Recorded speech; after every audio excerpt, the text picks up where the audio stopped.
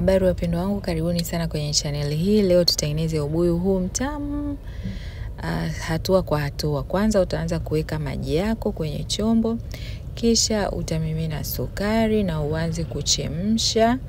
Yaani uwashe jiko lako ianze kuchemka huo mchanganyiko. Koroga vizuri sukari pamoja na maji viweze kuchanganyika, lakini sukari tunataka kupitia hapa iweze kuyeyuka vizuri na kuweza kuchanganyikana kwa ajili ya kwenda kuchanganyia kwenye ubuyu wetu.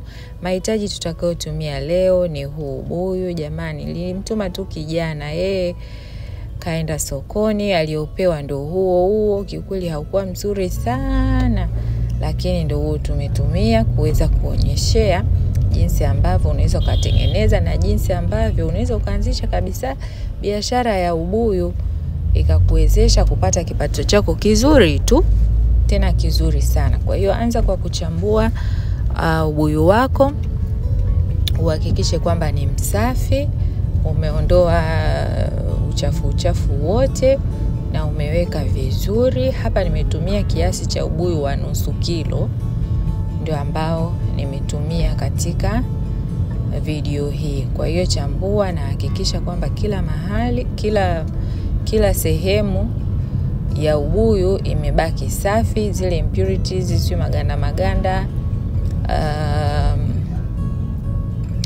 nyuzi na vitu kama hivyo, unakuwa umeweza kuviondoa vyote.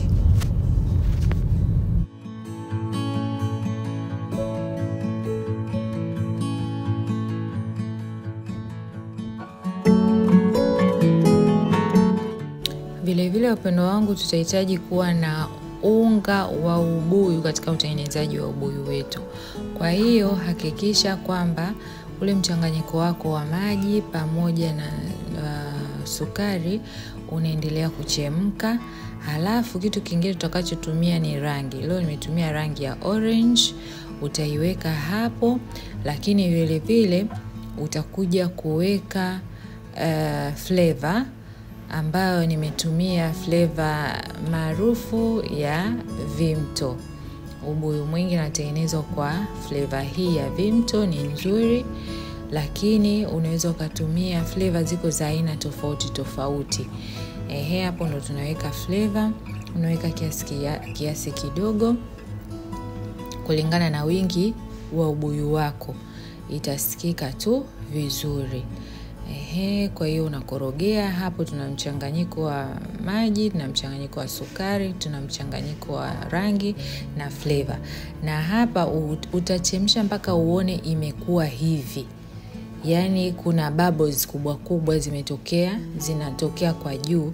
Hiyo ni kuonyesha kwamba huu mchanganyiko wako utakuwa umeshaweza kunatanata, ambapo ndo utafaa kuweza kuchanganya na ubuyu wako. Kwa hiyo hapo na mimina ikiwa ya moto, sisubiri ipoe, maana itaganda, huu mchanganyiko utaganda. Kwa hiyo na mimina kwenye ubuyu wangu ukiwa mchanganyiko bado ni wa moto, na hata hapo unaona mwishoni hapo kumuonyesha kama kuanza ule mchanganyiko kuganda. Kwa hiyo utamimina, kisha utaanza kuchanganya vizuri.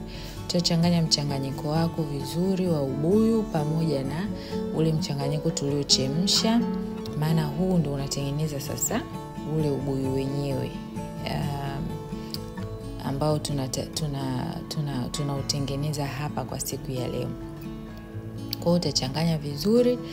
Baada ya kuona kwamba ule mchanganyiko wako umesha penya kwenye ubuyu wote, utahakikisha sasa unachukua ule unga wako wa ubuyu, unauweka kiasi unakoroga, unaweka kiasi unakoroga. Ule unga wa ubuyu lengo lake sasa ni kufanya ubuyu wako uwe una tuseme kama chenga. Uupe volume vizuri, lakini ufanye uwe pia na chenga. Make sure unapata unga wa ubuyu mzuri, kwa sababu kuna unga za ubuyu zingine inakuwa ina michanga ndani yake, na ubuyu tu kwa ujumla hakikisha kwamba unapata ubuyu ambao ni wa kiwango kizuri, kwa sababu ukiweka huo ubuyu ambao una mchanga, unaweza ukajikuta unapata changamoto katika kupata wateja. Maana hapa naonyesha ili mtu hata kama anataka kuanzisha biashara yake ya ubuyu, anaweza akapata ujuzi akaanzisha biashara yake na ikamlipa tu vizuri, akaweza kujimudu katika mahitaji yake. Kwa hiyo weka unga wako wa ubuyu, koroga, weka tena, koroga, weka tena, koroga mpaka utakapokuwa umejihakikishia kwamba kiwango hiki kinatosha, na utauona tu unaendelea kushikana vizuri na kuanza kukauka.